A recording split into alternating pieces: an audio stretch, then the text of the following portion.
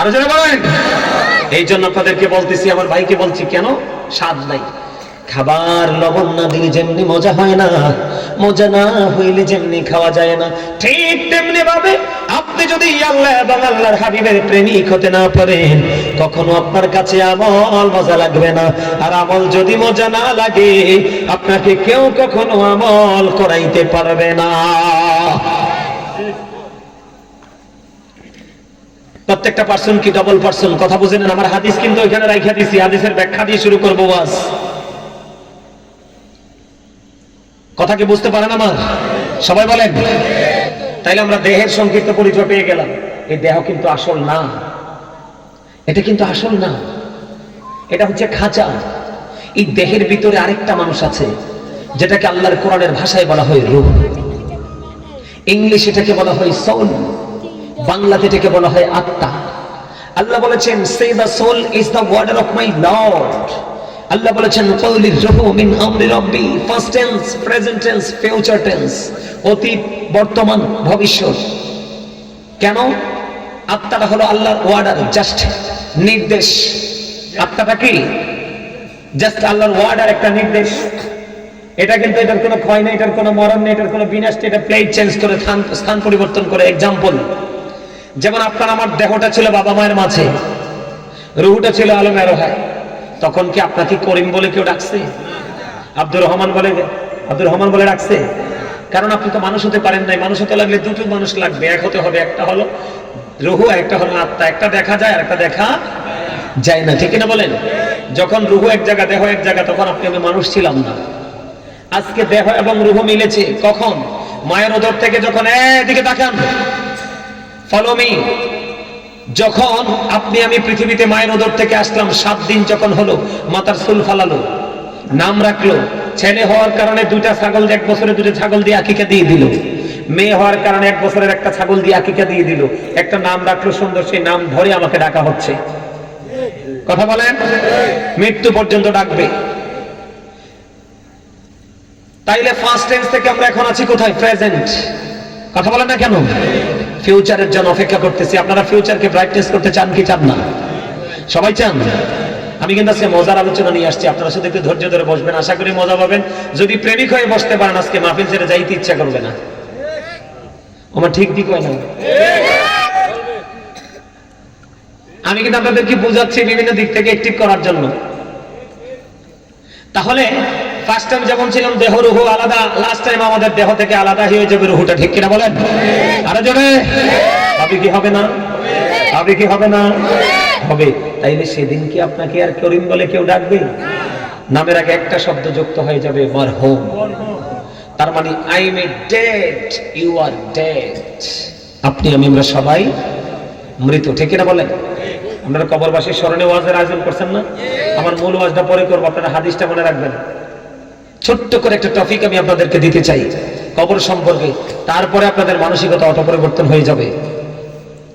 বন্ধুরে আমার, এই পৃথিবীর বুকে চা দিয়ে, কফি দিয়ে, 500 টাকা দিয়ে, একটা বিড়ি সিগারেট দিয়ে, যে যেটা পছন্দ করে তাকে সেটা দিয়ে বন্ধু নেই কি অন্যায় করা যায়, অন্যায়কে ন্যায় করা যায়।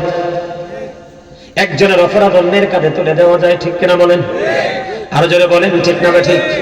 কিন্তু আমরা বোকা, এই কারণে আমরা একজনের অপরাধ আর একজনের কাঁধে তুলে দিই। তার কারণ হলো, ওয়া ইন্না আলাইকুম লাহাফিজুন কিরামান কাতিবিন। জোরে জোরে বলেন আল্লাহু আকবার। আমি আপনাদেরকে শুরু করি একটু কোনি কবরের দেশ থেকে আপনাদেরকে নিয়ে ঘুরে আসবো, যাবেননি? কিরামান কাতিবিন, কাঁদে বসিয়া সকল কর্ম লিখিতেছে হুকুম নিয়া, আল্লাহর হুকুম নিয়া।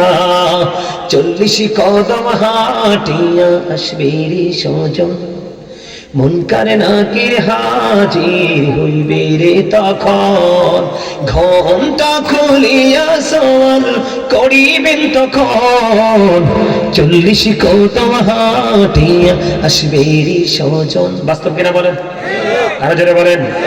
শুধু এখানে ক্ষান্ত নয়, অন্যায় করে পৃথিবীর বুকে বন্ধু লুকাতে পারি, বন্ধু সবার চোখকে ফাঁকি দিতে পারি, কিন্তু পাঠটা আপনার কত ভয়ঙ্কর হবে যেদিন আপনার এই দেহ থেকে আপনারা প্রাণ পাখি নিয়ে যাবে বন্ধু, অচিনপুরে চলে যাবে।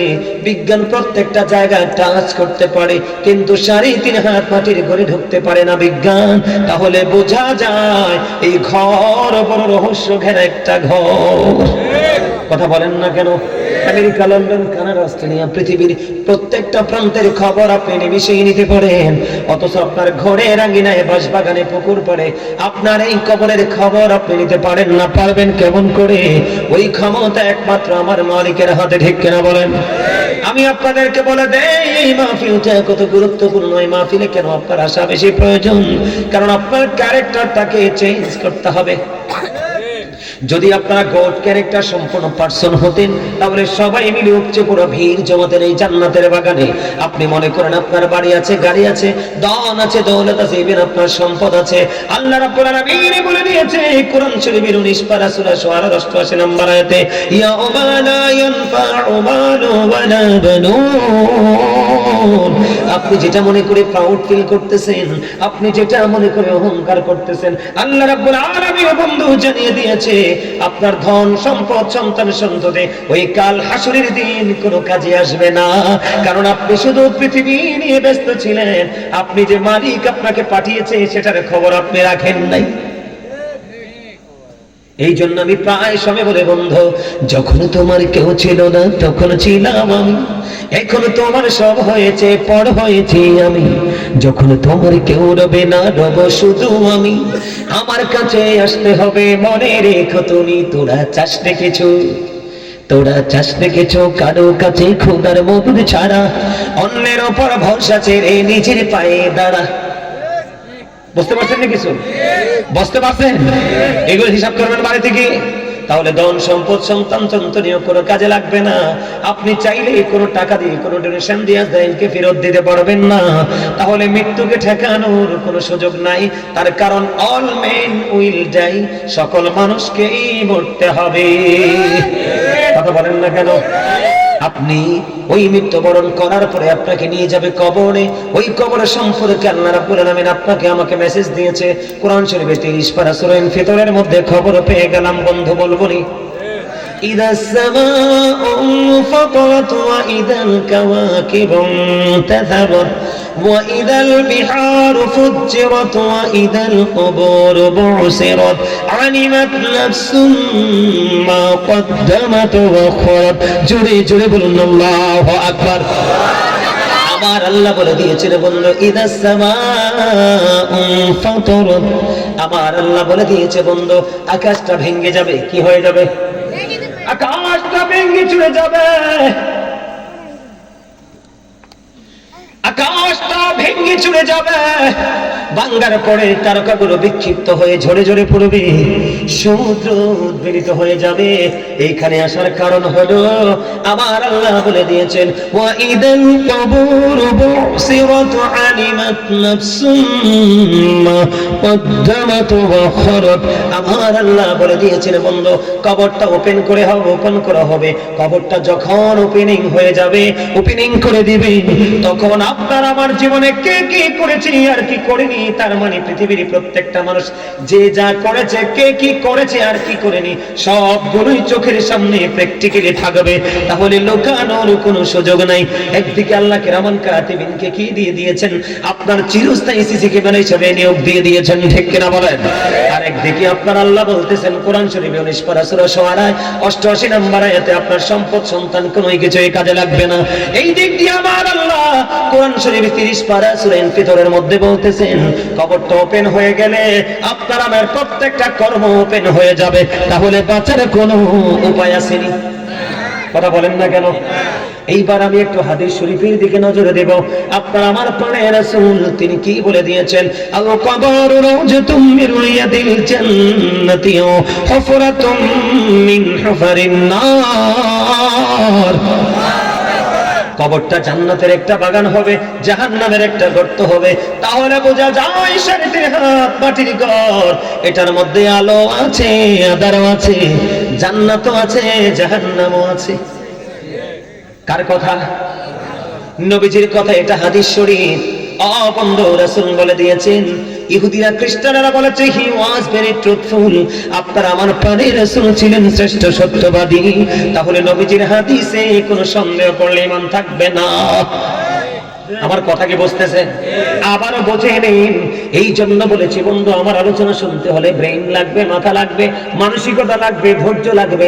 যদি ধৈর্য দ্বারা বসতে পারো বন্ধু, বাক্সিমুল উত্তর মধ্যপাড়ান আমার ভাই, আমার বাবা গো, আমি আমার মা বোনদেরকে ডেকে ডেকে বলছি গো মা, মা গো, আমার বোনেরা সবাই হৃদয় খুলে শোনো, পৃথিবী বেশি দিনের নয়।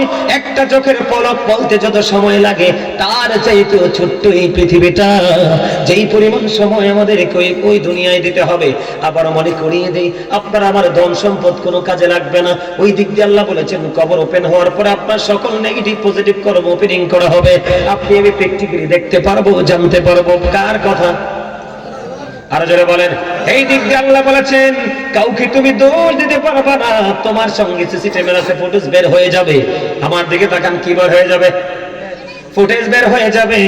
রাসূল বলতেছেন, কবরটা জান্নাত হবে, জাহান্নাম হবে। আপনি কি করবেন? জান্নাত এবং জাহান্নাম আমি আপনাদেরকে বলি, জাহান্নামে অনন্তকাল বন্ধু জাহান্নামে থাকবে বেঈমান কাফেরেরা। আমার আল্লাহ বলেছেন, উইদ্দাত লিল কাফিরিন, you have to go to hell. বেঈমান কাফেরের জন্য আমার আল্লাহ বরাদ্দ করেছেন বন্ধুকে জাহান্নাম। অনন্তকাল তারা জাহান্নামে থাকবে, তাদের মুক্তির কোনো রাস্তা নেই। কিন্তু মুসলমানেরই হবে ৭৩টা দল। কয়টা? এর মধ্যে মুসলমানের মধ্যে ৭২টা দল যাবে জাহান্নামে, আর একটা দল মাত্র যাবে জান্নাতে। ওই দলের নাম হলো আহলুস সুন্নাহ ওয়াল জামাত ইজ দ্য বেস্ট পার্টি। সুবহানাল্লাহ বলবেন না? আরে আরো জোরে। এটা আমার কথা নয়, জবান আমার কথা কিন্তু রাসূলের। বেঈমান কাফেরের ঠিকানা কোথায়? জাহান্নাম। এখন আপনার এই বাক্সে বলেন, ছেলেরা চুল কাটে বন্ধু, চুল কাটে ইহুদি স্টাইলে, দাড়ি কাটে ইহুদি স্টাইলে, পথ চলা ইহুদি স্টাইলে। ইভেন জিন্স প্যান্টটা যে এখনকার ছেলেরা পরে, কোরআন এবং হাদিস থেকে আমি অসংখ্য গবেষণা করেছি, এখনকার জিন্স প্যান্ট মুসলমান বাচ্চাদের জন্য জায়েজ নয়। কারণ আমি এই জন্য এই জায়গাটা একটুখানি আসলাম, জাহান্নামে যাওয়ার জন্য এইটুকুই যথেষ্ট। আল্লাহ বলেছেন, লিবাসুত তাকওয়া যালিকা খায়র।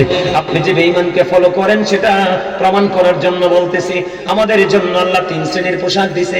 একটা হলো লজ্জাস্থান ঢাকার পোশাক, আরেকটা হলো সাজের পোশাক, আরেকটা হলো তাকওয়ার পোশাক। আমার আল্লাহর কাছে সবচেয়ে পছন্দের পোশাক হলো তাকওয়ার পোশাক। বন্ধু আমার দিকে তাকান, নারীর যেমন পর্দা করা ফরজ, পুরুষেরও ফরজ। পুরুষ এই দিক দিয়ে পোশাক পরবে, লুঙ্গি হোক, প্যান্ট হোক, পায়জামা হোক, ট্রাউজার হোক, যেটাই হোক, উপর দিয়ে পুরুষ এই জায়গা দিয়ে নাভি প্যান্টটা পরবে নাভি বরাবর অথবা উপরে। কোনোভাবে 1 ইঞ্চি পরিমাণ নাভির নিচে যাওয়া যাবে না, নিচের দিক দিয়ে পড়তে হবে টাকনোর উপরে। এটা কোনোভাবে টাকনোর নিচে যাওয়া যাবে না। এইভাবে ইমানদার পুরুষের জন্য পোশাক পরা ফরজ। এটা হলো পুরুষের জন্য পর্দা। পুরুষের জন্য কি পর্দা? এটা হলো ফরজ। আপনারা বলেন, এখন ছেলেরা কি পর্দা করে কি করে না? আমি আপনাদেরকে বলি, আগামী জুম্মা বা আগামী দিন থেকে যেখানে যাবেন, যেই ছেলেটা শার্ট বা গেঞ্জি পরবে, নিচে জিন্স প্যান্ট পরবে, রুকুতে গেলে তার লজ্জাস্থান ঢাকা যায়, সিজদায় গেলে তার লজ্জাস্থান দেখা যায়। হাদিস শরীফের মধ্যে এসেছে, বুখারী শরীফের মধ্যে, অহংকার করে করে টাকনো নিচে ঝুলিয়ে ঝুলিয়ে তুমি পোশাক পরবা, তোমার ঠিকানা হবে জাহান্নাম। তুমি নামাজ পড়তে পারবে, নামাজ দিয়ে পর্যন্ত আল্লাহ পর্যন্ত পৌঁছাতে পারবে না। এক্সাম্পলটা আমি দিয়ে আমার আলোচনায় ঢুকে যাই বন্ধু। আল্লাহ রাসূল মসজিদের মধ্যে অবস্থান করতেছে, এক ব্যক্তি এসে খেয়াল করেন পোশাকটা কতটা গুরুত্বপূর্ণ, আর এটা না মানলে সোজা ঠিকানা হবে জাহান্নাম।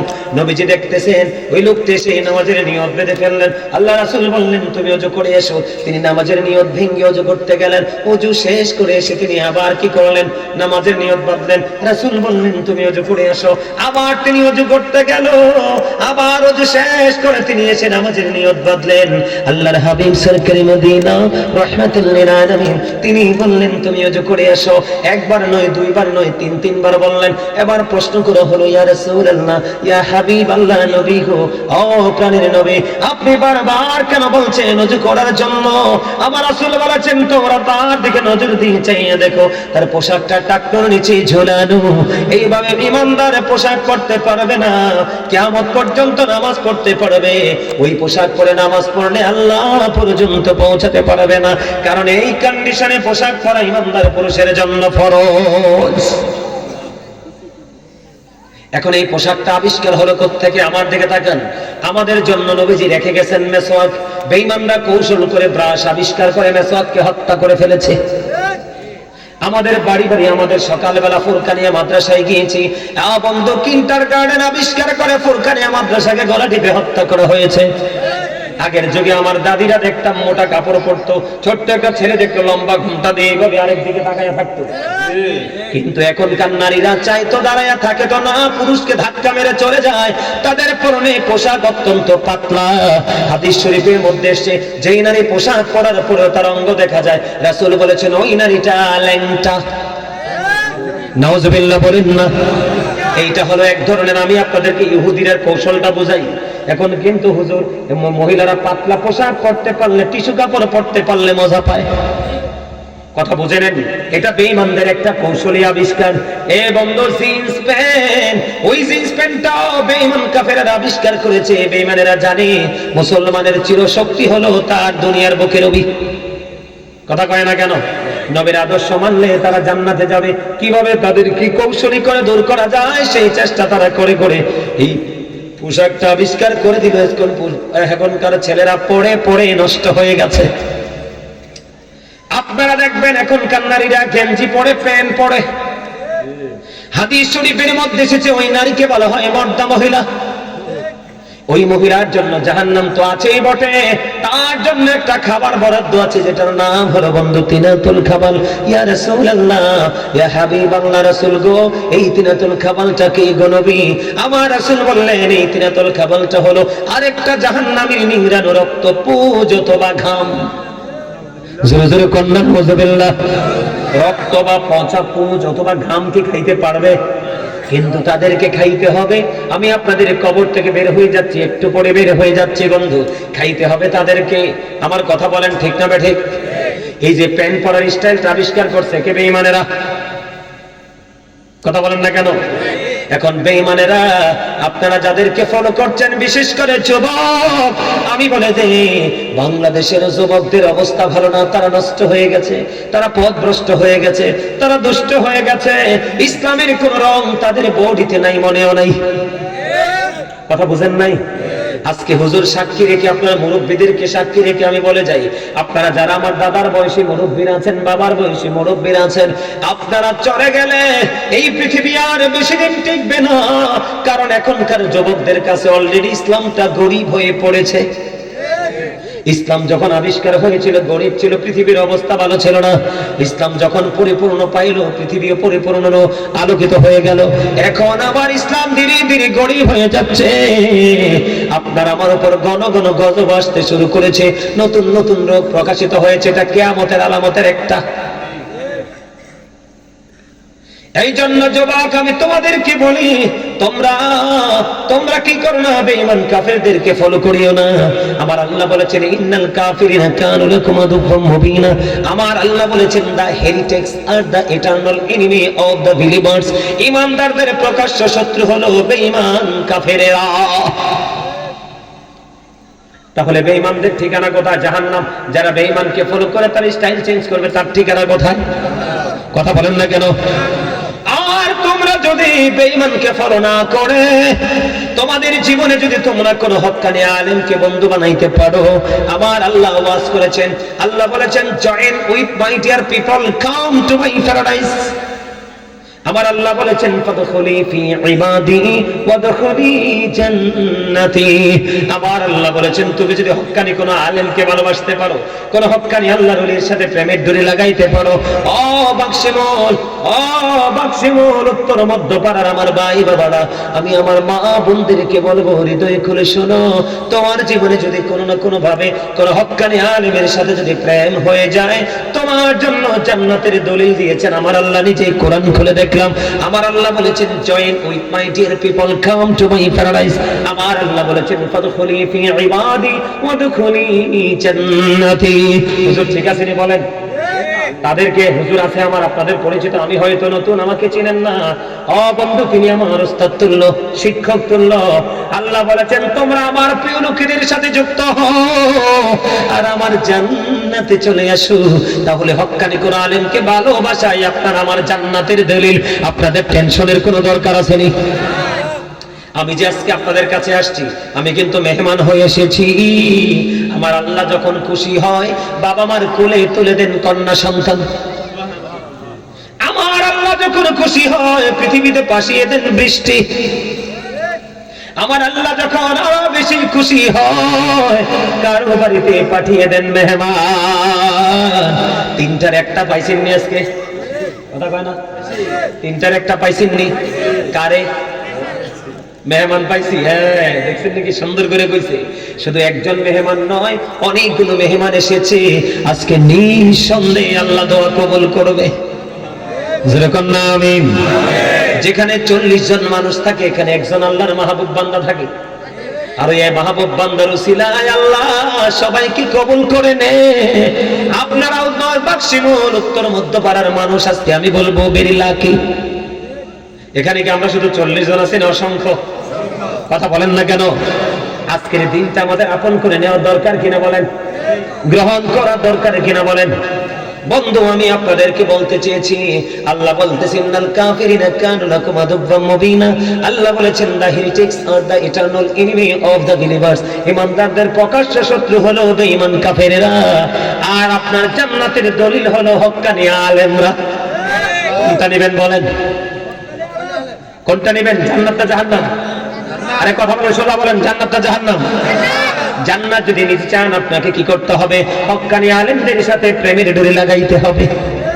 এটা আপনি আলেমের জন্য নয়, আপনি আপনার জন্য ভালোবাসতে হবে। অন্যথায় বন্ধু কি হবে? রাসূল বলেছেন কবরটা দুইটা রূপে রূপান্তরিত হবে, একটা হলো জান্নাত আর একটা হলো জাহান্নাম। আমি জান্নাত জাহান্নাম সম্পর্কে ছোট্ট করে এক্সাম্পল দিয়ে আমি আমার মূল আলোচনায় ঢুকবো। এগুলো কিন্তু আমার মূল আলোচনা নয়, আপনাদেরকে বোঝানো। এরা সাইগে হুজুর কইতেছে কয়টা যদি বুঝাই এত কোন লাগাই ওয়াজ করব কত? এটা মনে করতেছেন নি কেউ? এটা মনে করতেছেন? আমি কিন্তু একজন রাইটার। আমার কিন্তু লেখা কিতাব নভেম্বরে বের হওয়ার কথা ছিল, ফার্স্ট বের করতে পারি নাই ব্যস্ততার কারণে। সব রেডি। এখন আপনারা যেহেতু হাসি দিয়েছেন বুঝতে পারছি আপনাদের অন্তরে প্রেমের ধোলা লাগছে। কথা কয় না কেন? আমার লেখা একটা গজল গাইবো, আমার লেখা আমার সুর। শুনবেন? শোনার পরে হাদিয়া দেওয়া লাগে গজল শুনলে। কিরে আশিক আছে তো? হুজুর দেখছেন নি? কইছে হ্যাঁ কইছে। তার মানে আপনারা ইন্টারভিউ পাস করে ফেলেছেন। ওই মাহফিলে যখন গেছি, আজকে ওই মাহফিল আমাদের গ্রামের, আমি কল্পনাও করি না মানুষ যে আমার এত ভালোবাসবে। হয়তো মনে হচ্ছে গ্রামের ফলায় মানুষে দেখতেই তো পারতো না। ওমায়ন যাওয়ার পরে দেখি স্টেজে বসার পরে একটা ছোট্ট একটা খাম আসছে, খামের মধ্যে দেখি 1000 টাকা নোট একটা। ব্যাপার কি? পরে দেখি লিখে দিছে মালদ্বীপ প্রবাসী জুয়েল নাম। এত পাগল হুজুর, আমি বেশি না আপনাকে 1000 টাকা হাত দিয়ে পাঠাইছি, আমি আপনার সরাসরি গজল শুনতে চাই। পরে একটা গজল শোনাই দিয়ে আসছি। এটা হলো প্রেম। হাসান ইবনে সাবিত যখন রাদিয়াল্লাহু তাআলা মসজিদে নববীর মিম্বরে দাঁড়ায় নবীজি শান গেয়েছিলেন, আমার নবী খুশি হয়ে দোয়া করেছিলেন, আল্লাহ রুহুল কুদ্দুসের মাধ্যমে হাসান ইবনে সাবিতকে সাহায্য করো। এটা হাসান ইবনে সাবিতের জন্য আমার নবীজির পক্ষ থেকে হাদিয়া ছিল। আর যেরকম আমার হাবা, আর যে আমি গাইবো, গজলটা গাইবো, সবাই শুনবেন। পারলে আমার সাথে সুর দিবেন, রাজি আছেন? আমার লেখা আমার সুর। ওগো নবীজি কেমন করে বলো তোমায় দেখি, ওগো নবীজি কেমন করে বলো তোমায় দেখি, আছো তুমি ওই মদিনায় আছো তুমি, ওই মদিনায় সঙ্গিনী দুই প্রেমিক সাথী, কেমন করে বলো তোমায় দেখি, বলেন ওগো নবীজি কেমন করে বলো তোমায় দেখি। দেখার আশা আমার মনে পৌঁছে রেখেছি আপন করে, বলেন দেখার আশা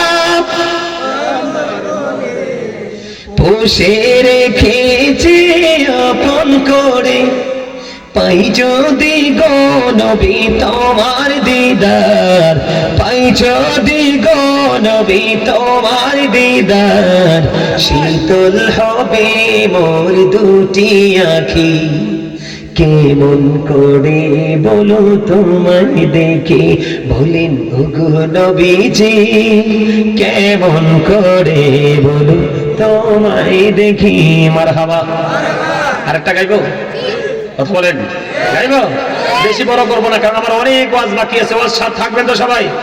না আমারে ধুইয়া চলিয়া যাইবেন? মন মরে ধুইয়া যাওয়া যাইবে না। আলহামদুলিল্লাহ। মাঝখানে এক লাইন বরিশালে কইছি আবার একটু হাসার জন্য, যেন শরীরে কি না আসে, তন্দ্রা না আসে, দুর্বলতা না আসে। কি বুঝতে পারছেন? আরো জোরে।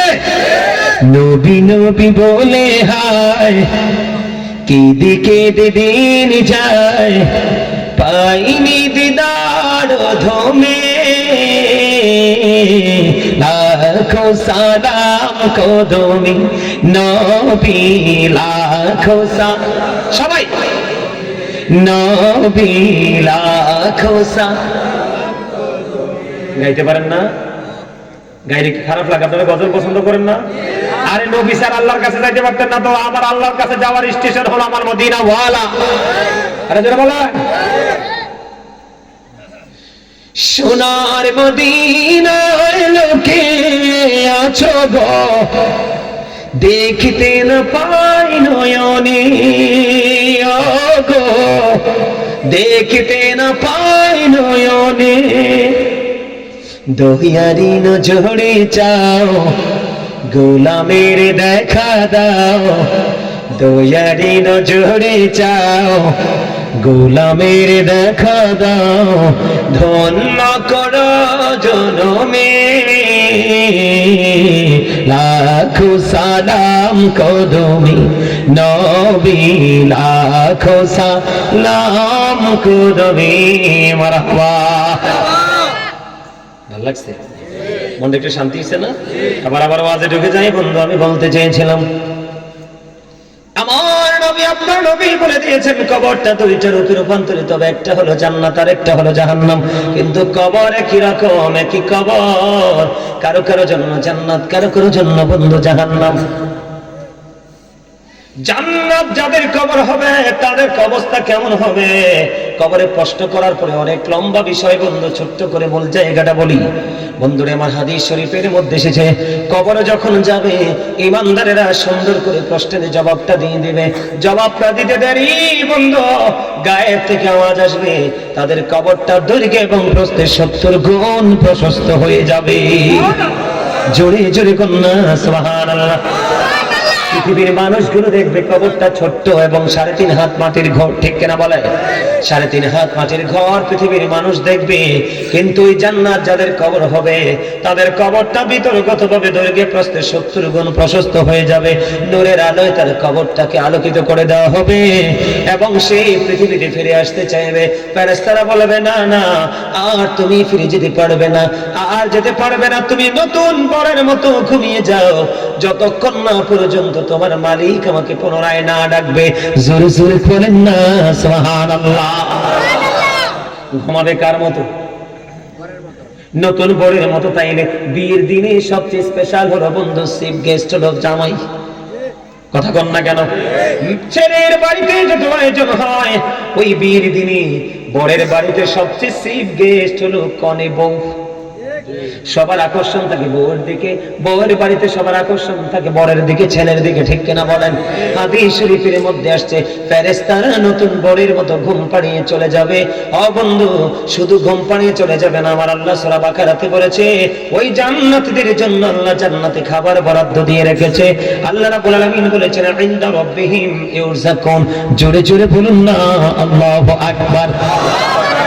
আমার আল্লাহ বলেছে বাদশাহ উত্তর মধ্যপাড়ার ভাই আমার বাবা গো, কেমন করি ঘুমাও এই জান্নাতের বাগান রেখে, কেমন করে বিছানায় তুমি আজকে পিঠটা লাগাইলা? কাল হাসরের দিন কি জবাব দেবে আল্লাহর দরবারে? তোমার গ্রামে এত সুন্দর প্রেমের বাগান সাজানো হয়েছিল, তুমি সেদিন কোথায় ছিলে? কারণ তোমার জীবনের সময়ের হিসাবগুলো চুকিয়ে চুকিয়ে আমার আল্লাহ নেবে। ওই জায়গার মধ্যে একটু পড়ে আসতেছি বন্ধু, এটা ছোট্ট করে বলে দিলাম। এবার আপনি যাবেন জাহান্নামীর কবরে। আমি বেঈমান সম্পর্কে ওয়াজ করব না, কারণ তারা হিসাবের বাইরে। কিন্তু মুসলমানের মধ্যে যারা জাহান্নামে যাবে তাদের মধ্যে সবচেয়ে বড় হলো ভয়ঙ্কর মুনাফিক। কথা কয় না কেন? মুনাফিক চিনেননি? কথা যখন বলবে মিথ্যা বলবে, আমানত রাখলে বন্ধু খেয়ে ফেলবে, কথা দিয়ে কথা রাখবে না। কথা কন না কেন? আমার আল্লাহ মুনাফিক সম্পর্কে ওয়াজ করেছেন ইন্নাল মুনাফিকিনা ফিদ দারকিল আসফালি মিনান নার।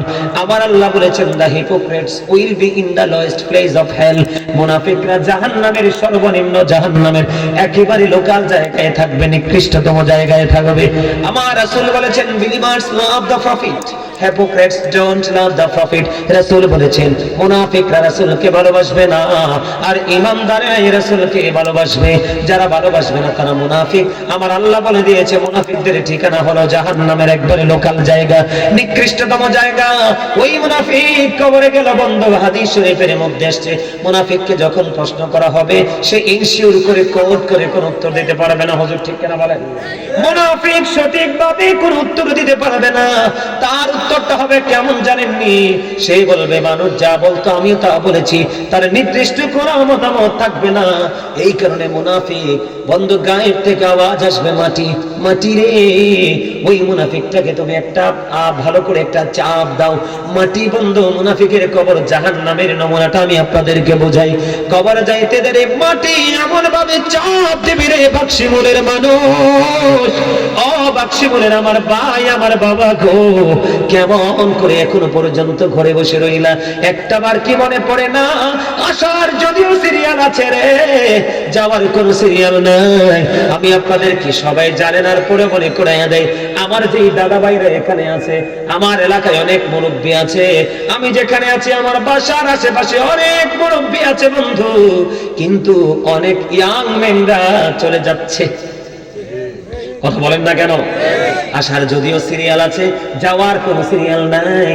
এই জন্য আপনাকে শিখতে আমল করতে বয়সের জন্য অপেক্ষা করতে হবে না, আপনাদেরকে আমল করে নিতে হবে। অবন্ধু মুনাফিক কবরে যাবে, কবরে যাইতে দেরি অবন্ধু গায়েব থেকে আওয়াজ আসবে, মাটি তাকে চাপ দিবে, চাপটা দিতে দেরি। হাদিস শরীফের মধ্যে এসেছে, আমার দিকে তাকান, তার পাঁজরের হাড় একটা হাড় আর একটা হাড়ের মধ্যে ঢুকে যাবে রে। অবন্ধু সে চিৎকার করবে, হাহাকার করবে, কান্নাকাটি করবে বন্ধু। কবর থেকে তার আযাব শুরু হয়ে গেল। জোরে জোরে কন্না নাউযুবিল্লাহ। এখন আপনি আমাকে প্রশ্ন করতে পারেন, এখানে দুই ধরনের ওয়াজ করা লাগবে। কয় ধরনের? জান্নাতি যারা, একটু আগে ছোট্ট একটা এক্সাম্পল দিলাম হাদিস শরীফ থেকে। জান্নাতি যারা, তারা সুন্দর হয়ে জন্ম হয়েছে এবং সুন্দর হয়ে জীবন যাপন করেছে, যাওয়ার সময়ও তারা সুন্দর হয়ে আমার রাসূলের সাথে দেখা করেছে কবরে। সুবহানাল্লাহ বলেন না কেন? আর জোরে বলেন না কেন? জানেননি ওয়াজ দুই ধরনের হবে, খেয়াল করেন। আমার আল্লাহ কোরআন শরীফে সূরা ইনফিতরের মধ্যে বলে দিয়েছে ফি সূরাতিন মা শাআ রাক্কাবাক। জোরে জোরে বলেন আল্লাহু আকবার।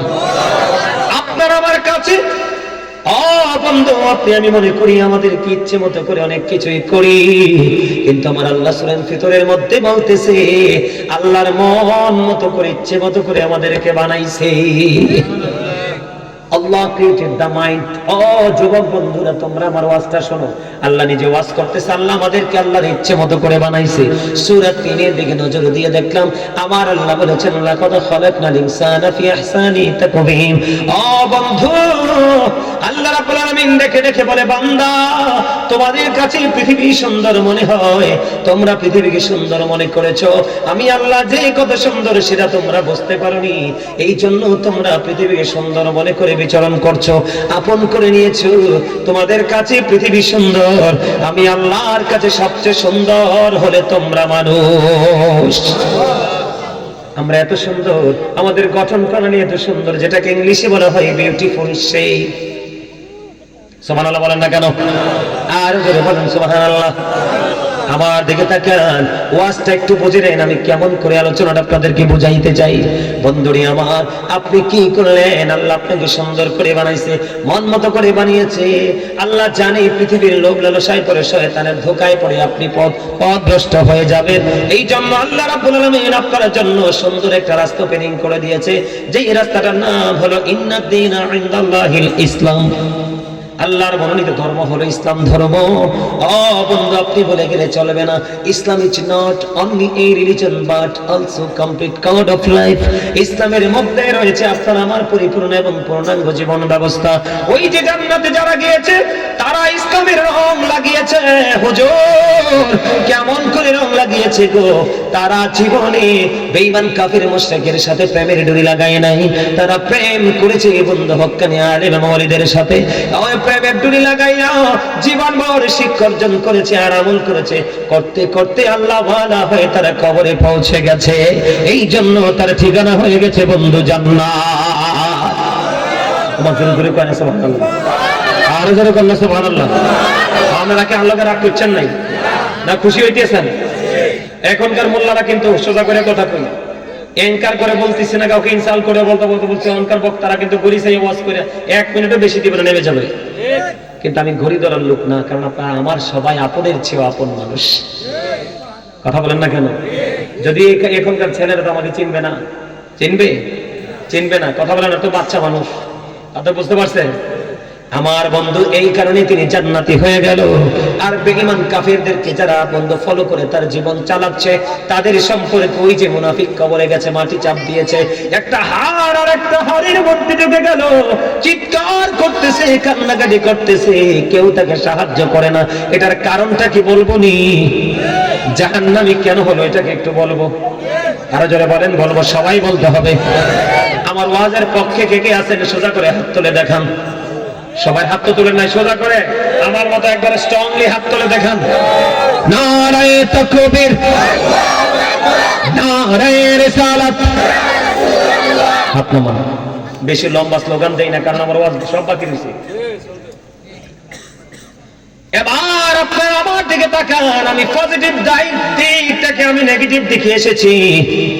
আমার আল্লাহ সূরা ইউনূসের 44 নম্বর আয়াতে ওয়াজ করতেছে, জাহান্নামী কেন হয় মানুষ আল্লাহ বলে দিয়েছে। কথা বলা যাবে না, একটু ধৈর্য ধরে শোনো বন্ধু। যদি বলেন হুজুর শুনবো না, আমি বন্ধ করে দিব, আমার সমস্যা নাই। সূরা ইউনূস কোট করে নিয়ে যান। সূরা ইউনূসের 44 নম্বর আয়াতে আমার আল্লাহ বলে দিয়েছেন, ইন্নাল্লাহা লা ইয়াজলিমুন নাসা শাইয়্যান ওয়ালাকিন্নান নাসা আনফুসাহুম ইয়াজলিমুন। আমার আল্লাহ সূরা ইউনূসের 44 নম্বর আয়াতে বলে দিয়েছেন, আল্লাহ আল্লাহর বান্দার উপর, দাসের উপর অত্যাচার করে না, জুলুম করে না। বান্দা নিজেই নিজের উপর অত্যাচার করে, জুলুম করে। কথা বলেন না কেন? এই কথাটা বোঝা আপনাদের বেশি জরুরি। কে? আমার আল্লাহ বলেছেন, আল্লাহ বান্দার উপর কোনো জুলুম করে না, বান্দা নিজেই নিজের উপর জুলুম করে। কি করে? এখন যারা জালেম, যারা অত্যাচারী, আমার আল্লাহ তাদের সম্পর্কে ওয়াজ করেছেন, আল্লাহু লা ইউহিব্বুজ জালিমিন। আল্লাহ অত্যাচারীদেরকে পছন্দ করে না, ভালোবাসে না। এরপরে আল্লাহ বলেছেন, ওয়া মা লিজ-জালিমিনা মিন আনসার। জালেমরা যখন বিপদে পড়বে, আমার আল্লাহ বলে দিয়েছেন, আল্লাহ তাদের জন্য কোনো সাহায্যকারীও রাখে নাই। এই জন্য আমি জালেম অত্যাচারীদেরকে নিয়ে একটা গজল লিখছি, একটু শোনাবনি? আমার লেখা, আমার সুর, ছোট্ট করে একটু শোনাই। এই গজলটার মধ্যে আপনারা ওয়াজ পাবেন, গাইবো। এটা আমার লেখা, আমার সুর। পৃথিবীর মানুষের অবস্থা দেখে বন্ধু লিখেছি, একটুখানি গাই। জুলুম যারা করেলা বন্ধু, হারাইলা দুকুল, জনম জনম কি দিও তোমার হবে না মাসুল। একবার ভেবে দেখো না তোমার কোথায় ঠিকানা, একবার ভেবে দেখো না তোমার কোথায় ঠিকানা।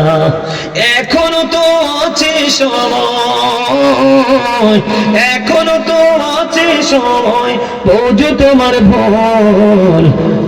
জনম জনম কি দিও তোমার হবে না মাসুল। বৃষ্টি যখন আসে বন্ধু শীতল মরুভূমি, তওবা করো ক্ষমা পাবে বলে গেলাম আমি। বৃষ্টি যখন আসে বন্ধু শীতল মরুভূমি, তওবা করো ক্ষমা পাবে বলে গেলাম আমি। তোমার জীবনে মোহনা কোথায় সে তো জানো না, তোমার জীবনে মোহনা কোথায় সে তো জানো না। ক্ষমা যদি না পাও বন্ধু, ক্ষমা যদি না পাও বন্ধু, পাবে না তো কোন। জনম জনম কি দিও তোমার হবে না মাসুল। ঠিক কিনা বলেন? আমার কথাগুলো কি বুঝতে পেরেছেন? বুদ্ধিমান মানুষের জন্য আওয়াজের আর বেশি প্রয়োজন হয় না।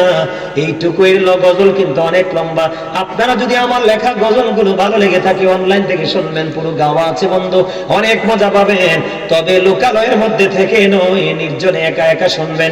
ওই গজল থেকে অনেক শিক্ষা অর্জন করতে পারবেন। কখনো হাসতে হাসতে লিখেছি, কখনো কাঁদতে কাঁদতে বন্ধু লিখেছি। কলম বন্ধু ধরার ক্ষমতা আল্লাহ সবাইকে দেয় না, যাকে ভালোবাসে তাকে দেয় কলম ধরার পাওয়ার। কথা বলেন না কেন? তাহলে আল্লাহ কি বলেছেন? আল্লাহ বান্দার উপর জুলুম করে না।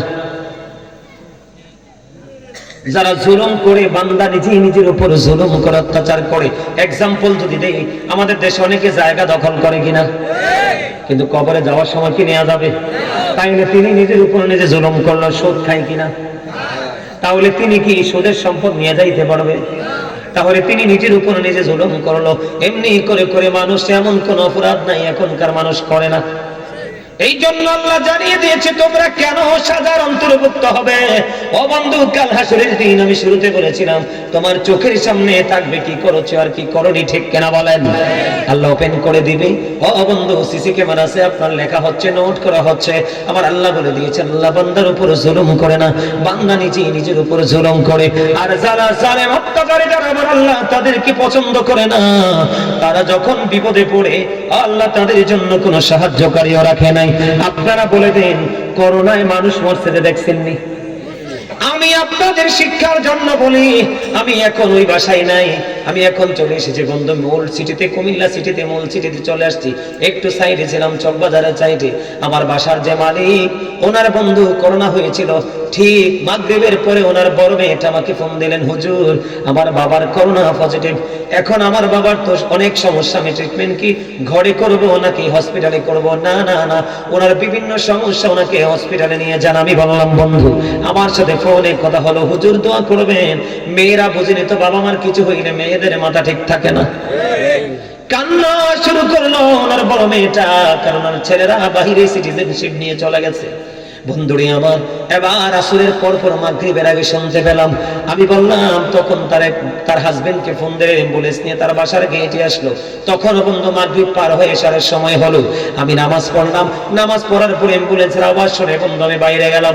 যাওয়ার পরে তাদের যে মূল দরজাটা থেকে একটা কদম মাত্র বন্ধ বাইরের দিকে বাড়িয়ে দিল।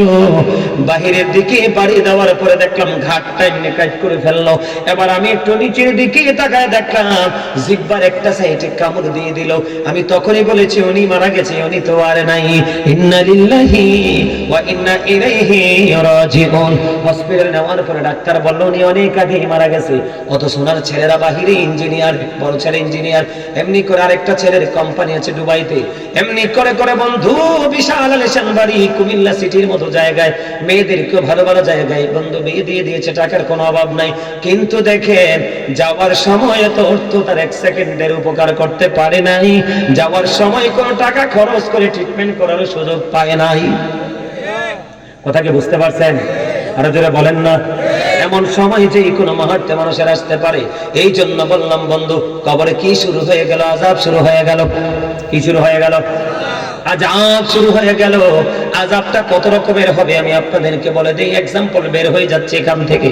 বন্ধুরি আমার, জাহান্নামের আগুন, জাহান্নামীদের জন্য আমার আল্লাহ 1000 বছর তাপ দিল, রং হয়ে গেল লাল। আর 1000 বছর তাপ দিলেন, রং হয়ে গেল সাদা। আর 1000 বছর তাপ দিল, রং হয়ে গেল কালো। 3000 বছর উত্তপ্ত করে জাহান্নামের আগুনকে বরাদ্দ করে রেখেছেন। জাহান্নামীদের জন্য সবচেয়ে কম আযাব হলো আগুনের 1 জোড়া জুতা। নাউজুবিল্লাহ বলবেন না? আগুনের জুতা পরায় দেওয়া হবে, মাথার মগজটা টকবক টকবক করবে বন্ধু। সেদিন কাউকে তুমি সাহায্যকারী পাবা না। কত কিছু করেছো আপনজনের জন্য, সব সেদিন পর হয়ে যাবে। একমাত্র আপন বানাইতে চাও, মদিনা ওয়াদার সাথে তুমি প্রেমের ডুরি লাগিয়ে দাও। বন্ধুরি আমার, এখানে একান্ত নয়, আমার দিকে তাকান। জাহান্নামীদের জন্য বরাদ্দ আছে একটা খাবার, কোরআনে পেয়েছি। এই খাবারটার নাম হলো বন্ধু জাক্কুম, কাঁটাযুক্ত বিষাক্ত ফল। এই মুহূর্তে যদি এই বাক্সের মধ্যম উত্তর মধ্যম পাড়ার জমিনে যদি একটা ফোঁটা জাক্কুম পড়ে, কয় ফোঁটা? মাত্র একটা ফোঁটা জাক্কুম যদি পড়ে রে, গোটা পৃথিবীর মাটি বন্ধু বিষাক্ত হয়ে যাবে। কেমন করে খাইবে রে বন্ধু মানুষগুলো? বন্ধু কেমন করে ভক্ষণ করব? যেই বিষাক্ত ফোঁটা, একটা ফোঁটা বাক্সমূলের জমিনে পড়লে গোটা পৃথিবীর মাটি বিষাক্ত হয়ে যাবে। কিয়ামত পর্যন্ত কোনোদিনই জমিনে কোনো ফসল উৎপাদন করা যাবে না। বন্ধু তারপরেও বন্ধু এটাকে ভক্ষণ করতে হবে। এখানে শুধু খান্ত নয়, আমার রাসূল বলেছেন আরেকটা খাবার যাবে পাপীদের জন্য বরাদ্দ করা আছে। ওটার নাম হলো বন্ধু তিনাতুল খাবার। ইয়া রাসূলুল্লাহ, ইয়া হাবিবাল্লাহ, নবী গো, এই তিনাতুল খাবারটা কি গো নবী? আপনার আমার প্রাণের নবী বলে দিয়েছেন, এই তিনাতুল খাবারটা হলো জাহান্নামীদের নিংড়ানো রক্ত পূজত বা ঘাম। জোরে জোরে বলুন না নাউজুবিল্লাহ। এই পৃথিবীর বুকে আপনি কিছু খান বা না খান, পানি ছাড়া বন্ধু কখনো বাঁচতে পারবেন না, ঠিক কিনা বলেন? আরো জোরে বলেন না। বাঁচতে পারবো না, বাঁচতে পারবো না।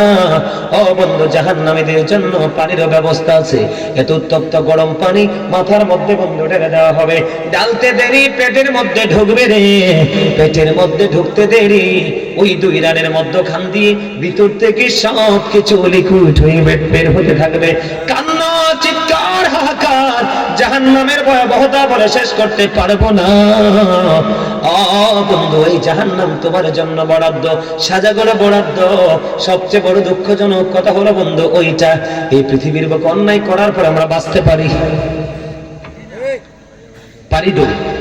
অপরাধ করে অনেক মানুষ বাচ্চা জানে টাকাওয়ালা হইলে, কথা বলে না, পাওয়া যায় কিনা? বেঁচে যাইতে পারে, অসুস্থ হলে ডাক্তার থেকে ট্রিটমেন্ট নিতে পারি, কিন্তু ওপার এত ভয়ঙ্কর হবে। আমার দিকে বন্ধু একটু নজর দিয়ে শোনেন।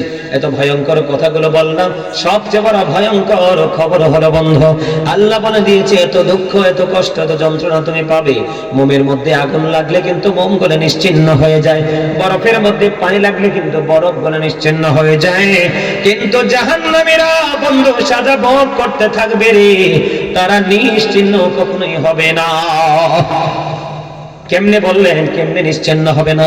আমার আল্লাহ জানিয়ে দিয়েছেন বন্ধু, লা ইয়ামুতু, people will not die that day, সেদিন মরার সুযোগ নাই। আল্লাহ বলেছেন ফিহা ওয়ালা ইয়াহইয়া, people will not be able to live that day, সেদিন মানুষগুলো বাঁচতে পারবে না, বাঁচার কোনো সুযোগ নাই। আমার আল্লাহ বলেছেন ওমা হুমান হাবি গায়িবিন, people will not be able to escape that day, মানুষ সেদিন বাঁচতে পারবে না, মরতে পারবে না, অদৃশ্য হতে পারবে না। আরো ভয়ঙ্কর খবর আছে, আমার আল্লাহ বলে দিয়েছে ইন্না বাতশা রাব্বিকা লাশাদীদ, the besieging of Allah is difficult. আল্লাহর ধরা আল্লাহর পাকড়াও বড় শক্ত বড় কঠিন। আপনি জাহান্নামের আযাব ভোগ করবে, মানুষ বাঁচতে পারবে না, মরতে পারবে না, পালাতেও পারবে না। এবং আল্লাহ বলেছে আল্লাহ এমন ভাবে শক্ত করে ধরবে তুমি দৌড় দিতে পারবে না। আরো বড় খবর হলো ইন্নাল্লাহা সারিউল হিসাব, Allah is going to take account. আল্লাহ হিসাব গ্রহণে অত্যন্ত তৎপর, তোমার আমার কাছ থেকে হিসাব নিবে চুকিয়ে চুকিয়ে। তাহলে এত কঠিন বিপদ কি পার করা সম্ভব? এই দুনিয়াতে কিন্তু সুখের পরে দুঃখ আছে না নাই? আপনি বিপদে পড়লে সাহায্যকারী যে কোনো প্রতিকূল অবস্থা মোকাবেলা করার ক্ষমতা আছে, কিন্তু ওপারে আপনার বাঁচার কোনো ক্ষমতা নাই। বাঁচার জন্য একটা মাত্র রাস্তা, ওই যে আমি বলেছি হাদিস কেনা বন্ধু, আপনাদেরকে মনে আসেনি? আমার কথা কয় না হাদিস আবু হুরায়রা রাদিয়াল্লাহু তাআলা আনহু থেকে হাদিস কেনা বর্ণিত, বলছিলাম যে মনে আসেনি? আরো জোরে কর না। আপনাদের বিশ্বাস হয় না মনে হয়? হয় তো হইলে কথা কর না, কি লেগে বিরক্ত হয়ে গেছেন? আমা ওয়াজ করতেছি আমি, বিরক্ত হইবেন আপনারা, এটা কইলো? আরো জোরে বলেন। ওয়াজ চলতে থাকবে আজকে, প্রত্যেকদিন কোনো আসার সুযোগ নাই আপনাদের কাছে। কথা বলেন না কেন? হুজুর কেউ আর একটু ওয়াজ করি? হ্যাঁ, মন দিয়ে শোনেন আমি কি বলি। এই যে হাদিস শরীফটা আমি করলাম, বিসমিল্লাহির রহমানির রহিম। عن أبي هريرة رضي الله تعالى عنه قال رسول الله صلى الله عليه وسلم من أطاعني فقد أطاع الله ومن عصاني فقد عصى الله ومن أطاع أميري فقد أطاعني ومن عصى أميري فقد عصاني متفق عليه। হযরত আবু হুরায়রা রাদিয়াল্লাহু তাআলা আনহু থেকে হাদিস কানা বর্ণিত, আমার নবী আপনার নবী দু জাহানের বাদশা নবী, আপনাদেরকে পরিপূর্ণভাবে বাঁচানোর রাস্তায় আমি নিয়ে আসতেছি, শুধু মন দিয়ে শুনুন। আমার রাসূল বলে দিয়েছেন বন্ধু, মান আতানি ফাকাদ আতা আল্লাহ, যে ব্যক্তি আমার অনুগত করে সে যেন আল্লাহর অনুগত করলো। জোরে জোরে কন্না সুবহানাল্লাহ। এরপরে রাসূল বলেছেন, ও বন্ধু, এরপরে রাসূল বলেছেন মান আসানি ফাকাদ আতা আল্লাহ, যে ব্যক্তি আমার অবাধ্য করে সে যেন আল্লাহর অবাধ্য করলো। বুঝতে পারছেন নি? তার মানে রাসূল মানলে আল্লাহ মানা হয়ে যায়, আর রাসূলকে অমান্য করলে আল্লাহ, রাসূল অবাধ্য হলে আল্লাহর অবাধ্য অটো হয়ে যায়।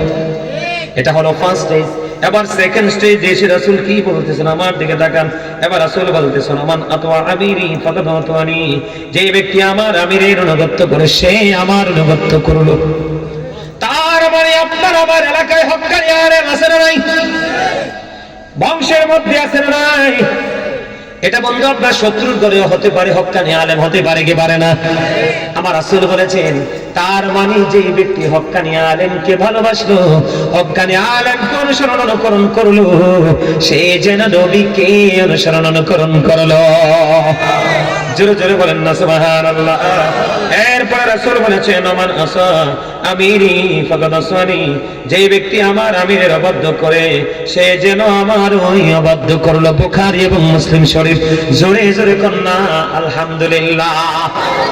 তাহলে আপনার আল্লাহকে পেতে চাইলে রাসূলের কাছে যেতে হবে, রাসূলকে পেতে হলে হক্কানি আলেম অথবা আল্লাহর ওলিদের কাছে যাইতে হবে। বন্ধু, রাসূলের অবাধ্য হলে আল্লাহর অবাধ্য হয়ে যায়, আর রাসূল প্রেমিক আলেমদের অবাধ্য হলে রাসূলের অবাধ্য হয়ে যায়। একটা নেগেটিভ একটা পজিটিভ। আজকে তাহলে আপনাদের এখানে আলেমদের মিলন মেলা হয়েছে কিনা? ওখানে আলেমরা আসছে কিনা? তাদেরকে ভালোবেসে বসতেন কিনা? তো বসলে আপনাদের লস আছে নি আর?